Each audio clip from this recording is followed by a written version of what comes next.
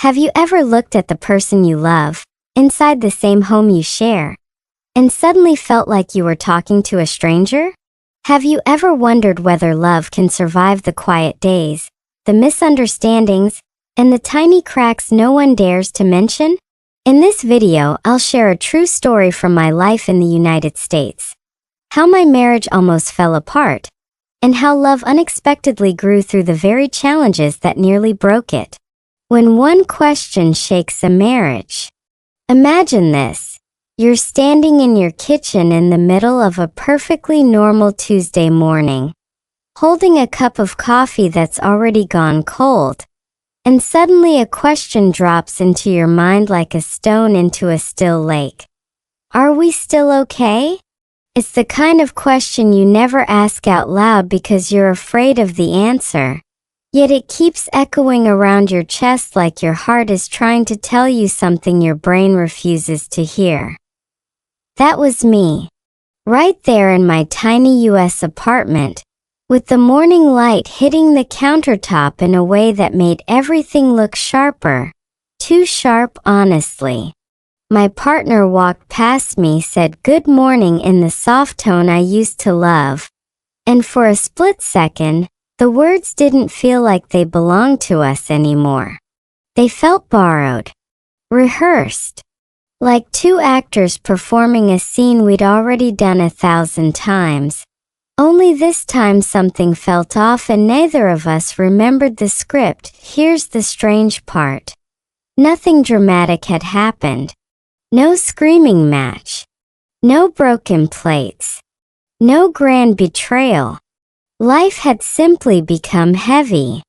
Bills, work stress, cultural differences, the quiet fatigue of living far from family. Like tiny grains of sand slipping into the gears of a relationship that once ran smoothly. And you don't notice the sand at first, not until everything starts grinding. Your brain, by the way, loves routines but hates emotional uncertainty. Neuroscientists say that when your relationship feels unstable, your mind goes into threat mode, even if no real threat exists. That's why a simple question, "Did you mean what you said last night?" can feel like an earthquake. Not because of what was said, but because of everything unsaid. That morning, as my partner stirred sugar into their coffee, I felt this weird mix of love and doubt swirling inside me. Love because we had come so far. Doubt because I didn't know if we were still walking in the same direction. And the truth is, doubt in marriage doesn't show up like a disaster.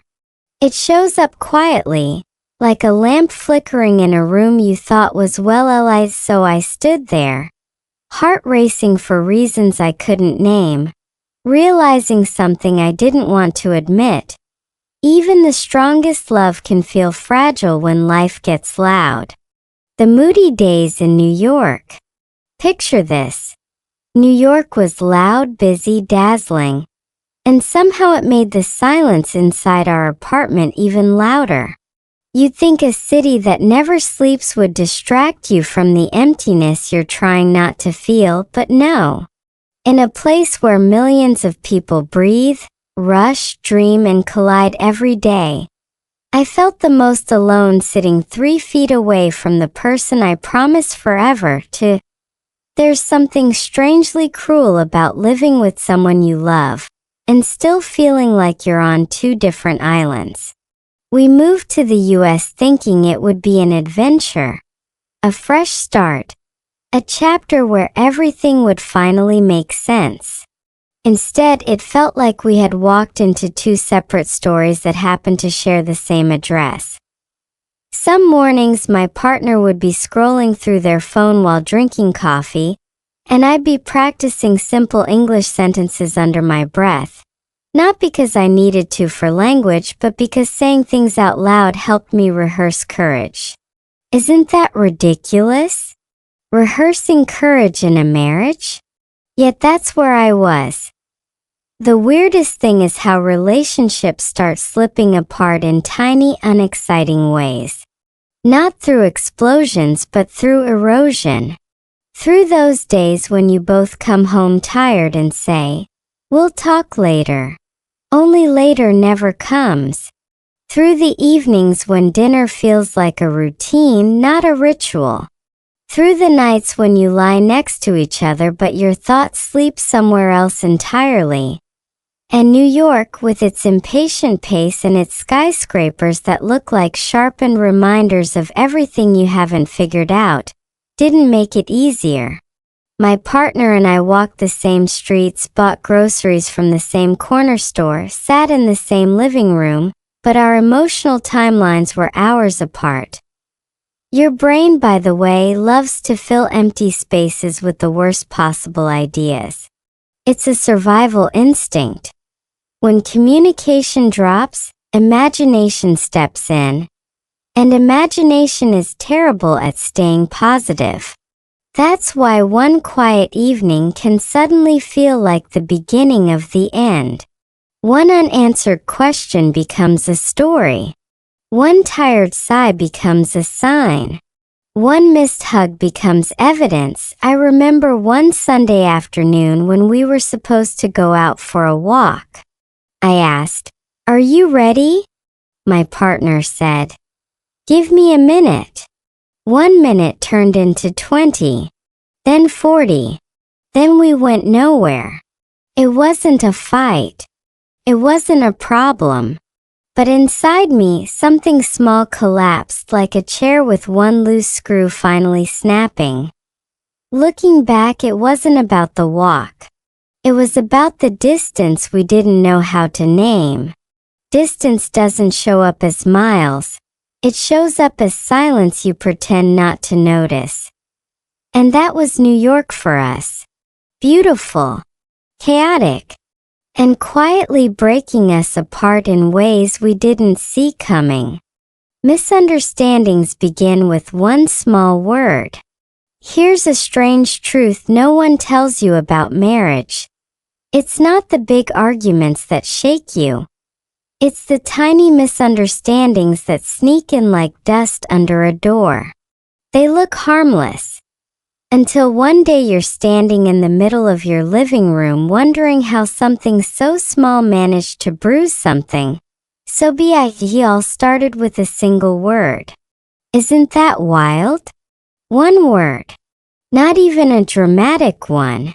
Just an ordinary English phrase my partner said on a tired evening. "I'm fine." If you've lived in the US long enough, you know those two words are suspicious. "I'm fine" rarely means "I'm fine." It usually means, "I don't want to talk about it." But at the time I took it literally. My brain, already exhausted and confused, processed it as truth. And that tiny misinterpretation planted itself like a seed in the dark. Psychologists say that when communication is shaky, your brain fills the gaps with fear.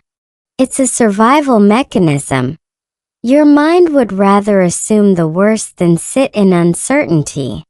So when my partner said, "I'm fine," my brain heard, "I don't care." That wasn't what they meant at all. But when your heart feels fragile, even the gentlest breeze feels like a storm. Over the next few weeks, small things started stacking up. A quiet dinner here. An unfinished conversation there. A moment where they seemed distant. A moment where I overreacted. None of it big. None of it dramatic. Yet every tiny misunderstanding added another layer of tension we didn't know how to acknowledge. It's funny how couples rarely talk about the dangerous power of assumptions. We assume love should be effortless. We assume our partner can read our emotions. We assume if something is wrong, the other person will magically ask the right question at the right time. But real life doesn't work like that.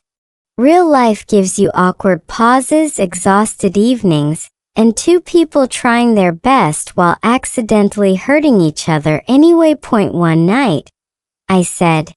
You haven't really talked to me today. My partner sighed and replied, I'm just tired.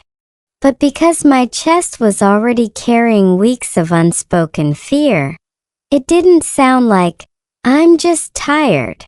It sounded like, talking to you is exhausting. And once again, the meaning twisted itself into something it was never meant to be. The human brain is a terrible translator when emotions get involved. Looking back, I realized we weren't drifting apart. We were simply overwhelmed individuals trying to survive in a foreign environment, with stress, fatigue, and cultural pressure pulling on our sleeves. Misunderstandings weren't the enemy. Silence was.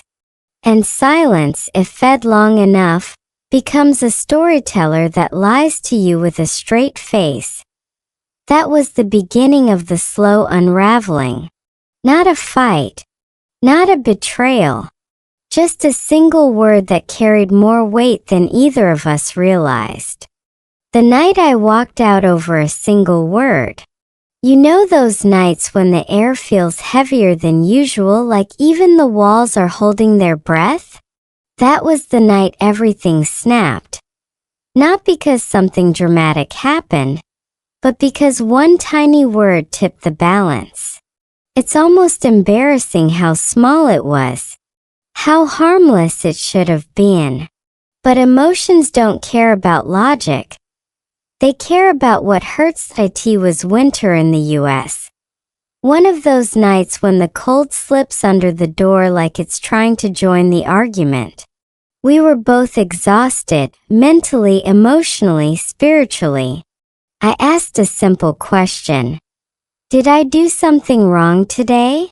My voice was soft, but inside me everything was trembling, and my partner didn't look up.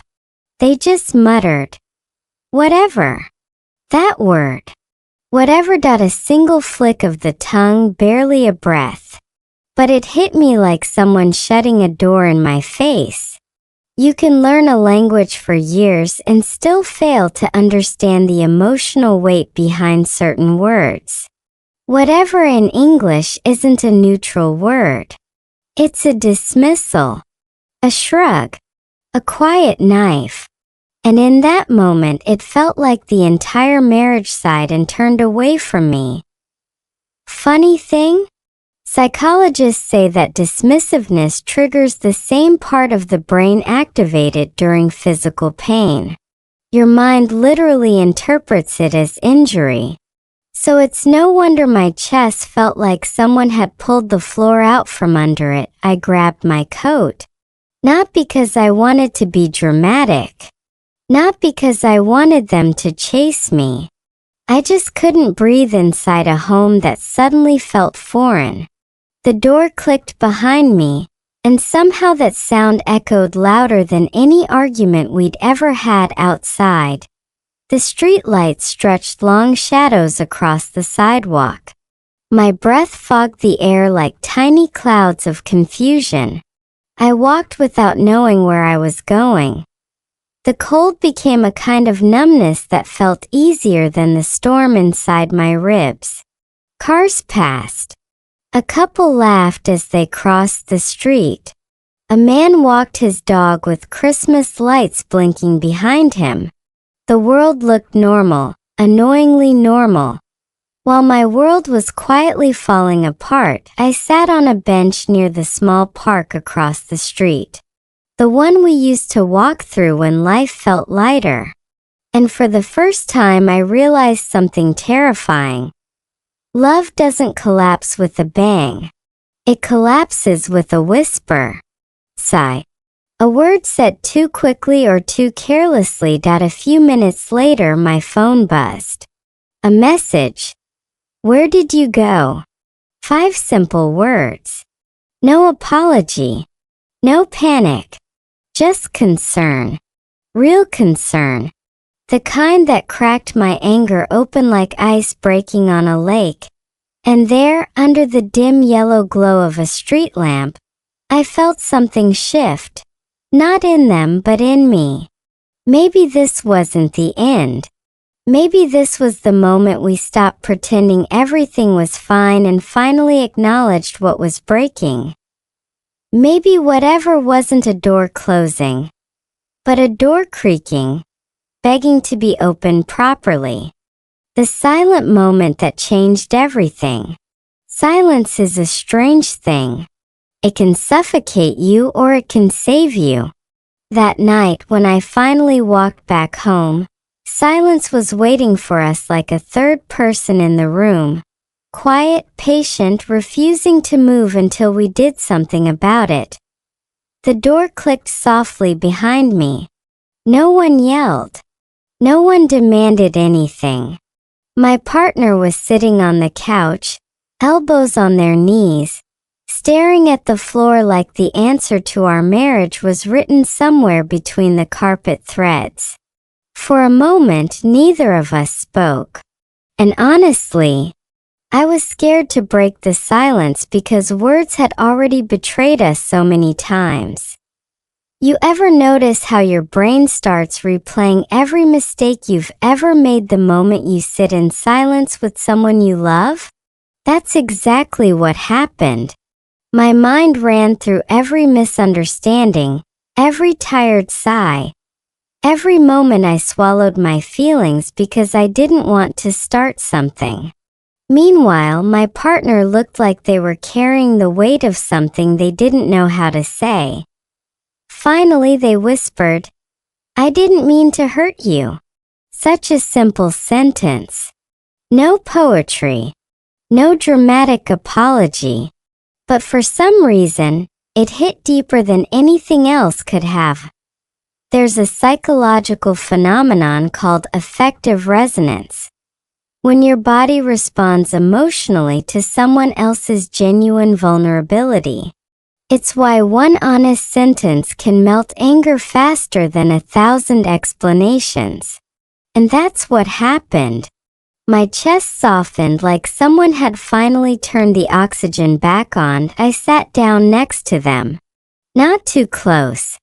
Just close enough for our shoulders to almost touch. The kind of closeness that says, "I'm here. If you want me." My partner sighed. I said whatever because I was overwhelmed. Not because I don't care. Funny how intentions and impact never speak the same language. Funny how love becomes cracked not by cruelty, but by fatigue. That I nodded slowly. I walked out because I didn't know how to ask for comfort without sounding needy. Yeah, that was my truth, the one I had been avoiding. I wasn't angry. I was scared. Scared of drifting. Scared of losing the one thing I crossed continents for. We sat in that quiet living room with the dim lamp glowing like a fragile truce between us. Every few minutes, one of us said something small. I miss how we used to talk. I miss how we used to listen. I want us back. No yelling, no accusations. Just two tired humans trying to rebuild a bridge with nothing but honesty and shaky voices. At some point, we reached out for each other's hands. Not dramatically, not in slow motion movie style, but in the gentle, clumsy way real couples do when they're trying to find their way back. And in that moment, something shifted, soft but solid. Love didn't magically fix itself, but it stopped falling apart. Silence didn't break us. Silence finally let us hear each other.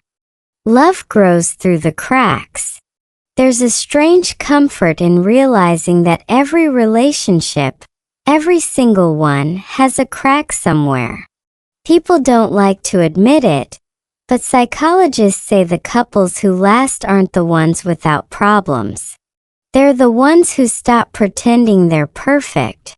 And after that night, when the silence finally softened between us, I began to see our cracks not as failures, but as entry points for something deeper. It's funny. You think love is supposed to be strong like steel, But real love is more like gold leaf, thin, delicate, breathtaking, and somehow still able to survive the pressure of 1,000 storms. The days after our talk felt gentler, but also strangely fragile, like we were walking across a bridge that hadn't fully dried yet. Every word mattered.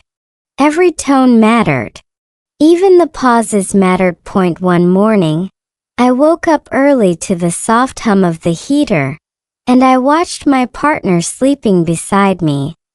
Eyes relaxed, breathing steady, unaware of how much that moment meant. Something in me whispered, "We almost lost this." And instead of fear, I felt gratitude. That's what cracks do. They show you what's worth protecting. There's a therapy principle called rupture and repair. It means relationships grow stronger after a conflict if both people return with honesty. Rupture breaks the surface. Repair builds the depth. That's exactly what was happening to us. We weren't going back to who we were. We were becoming something new, something more aware, something more intentional. The small changes surprised me the most. My partner started touching my shoulder lightly when passing me in the kitchen, a tiny gesture that said, "I see you." I started asking, "How's your heart today?" instead of the generic, "How are you?" Because feelings are more important than routines. Even our English felt different. Softer. Clearer. Less defensive. The words didn't change, but the emotion behind them did. One night we were doing something incredibly ordinary. Washing dishes together. Totally unromantic. Soap. Water. Pan that wouldn't come clean. And suddenly my partner said, "I don't want us to drift again." Just like that. No drama. No trembling voice. Just truth. Raw and beautifully human. I laughed softly and replied, "Then let's stop drifting. Let's anchor each other." And I meant it. Not as a promise carved in stone, but as a daily choice. Because love isn't a feeling that magically renews itself. Love is maintenance, attention, patience, repair. The craziest part? The more we acknowledged our flaws, the safer the relationship felt. The more we talked about the cracks, the less afraid we were of them. I finally understood something I wish someone had told me years ago. A relationship isn't strong because it never breaks. It's strong because it learns how to put itself back together. And that's exactly what we were starting to do, piece by imperfect piece, choosing each other again. Learning to be a family in America. There's a moment in every relationship when the storm passes. Not because life gets easier, but because both people finally decide to hold the umbrella together. For us, that moment didn't happen on a romantic date or during some movie-worthy confession. It happened in the middle of our small American kitchen, surrounded by grocery bags, half-cut vegetables, and a calendar covered in scribbles. Real life. Messy life. The life we were slowly learning to share, properly this time. Living in the United States forces you to grow up in ways you never expect. You don't just learn to pay bills or navigate endless paperwork. You learn emotional survival. You learn that having a partner doesn't automatically mean having support. Not unless you both put effort into showing up. And honestly, we had stopped showing up. Not intentionally, but gradually, like people too tired to notice the distance widening beneath their feet. So we started doing something embarrassingly simple. Tiny daily check-ins. Nothing dramatic. Nothing heavenly wise. Just small sentences like, "Are you okay today?" Or "Do you need a break?" Funny how those 5-word questions can soften an entire day. It's like telling the other person, "I'm here. I'm listening. I care." Even on the days I'm not perfect, the refrigerator became our love letter station. I'd leave notes like, "Breakfast in the fridge. Don't skip it." My partner wrote back, "Thank you for yesterday." Not Shakespeare, not poetry, but exactly what we needed, love written in everyday language that we also built new rituals. Saturday morning pancakes, evening walks after work, 10 minutes where phones were banned and eyes actually met. These things sound small, but small is what saves relationships. Not grand gestures, not fireworks, just consistency, attention, presence. There's a psychological concept called micro-moments of connection. It means relationships are strengthened by little sparks of positivity repeated over time. A gentle touch, a warm glance, a shared laugh about something stupid. And the craziest part? These micro-moments matter more than big romantic acts. Science literally says that the tiny stuff decides whether a relationship thrives or falls apart.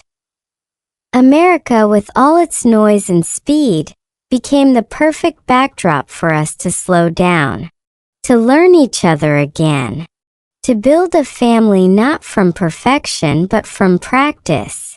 We learned that family isn't defined by blood or marriage certificates. Family is created daily by two people choosing to care, even on days when caring feels harder than staying silent. And slowly the apartment felt warmer. Our conversations felt softer.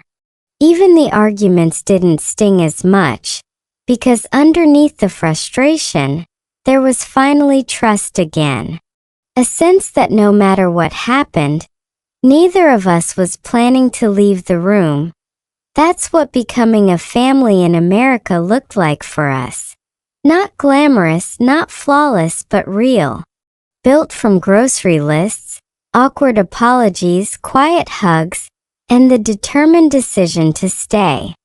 The promise that saved us. There's a strange moment in every long relationship. A quiet second when you finally understand that the person sitting across from you is not the same person you fell in love with, and neither are you. For years I was terrified of that truth. I thought change meant danger. I thought differences meant distance. I thought silence meant the end. But standing in our small living room in the United States, bathed in the soft yellow light from a lamp we bought on clearance, I realized something that should have been obvious. Love doesn't disappear. It evolves. And we must evolve with it. That night, my wife asked me a question no one had ever asked before. If we started over today, right now, would you still choose me? My heart froze. Not because I doubted the answer, but because I finally understood the weight of the question. Love is not about who we were. It's about who we choose to become together. So I walked toward her, took her trembling hands, and whispered words that felt like both an apology and a beginning. I choose you, not because I have to, but because my life is better with you in it. She cried. I cried. Even the walls seemed to breathe differently. And in that moment, messy and perfect, absolutely human, our marriage found new life. Not a dramatic movie scene kind of life. Not fireworks. Not magic. Just two people choosing each other again. And that's the secret no one tells you. Love doesn't grow in the easy seasons. It grows in the storms. In the miscommunications. In the nights you sleep back to back but still wake up trying. In the moments you're scared to speak but you speak anyway. If you're listening to this, maybe you're carrying a tired heart. Maybe you're wondering if you're the only one holding the relationship together. Maybe you're standing at the edge of something that feels like an ending. But I promise you this. Love is not fragile. We are. And when we learn to be gentle with ourselves, love finally has space to breathe again. Before this video ends, I want to give you one last English sentence. A small one, simple enough for anyone learning the language, but powerful enough to change a relationship. Let's try again together. Say it softly. Say it honestly. Say it like you're opening a door instead of closing one. Because sometimes the greatest love stories aren't the ones that begin beautifully, but the ones that refuse to end.